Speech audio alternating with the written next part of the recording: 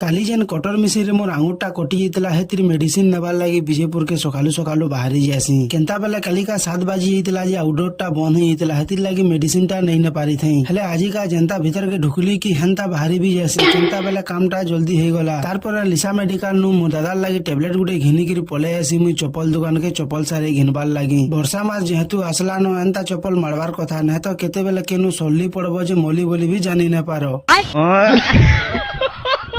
यही नहीं अभी और सुनिए ओ दुईटा डिजाइन रो चप्पल मते पसंद लागला ये दुईटा के गुटे गुटे गुटे माड़ी देखसी केनटा नेले भल हेबा बोली करी क्या सोच है रे तेरी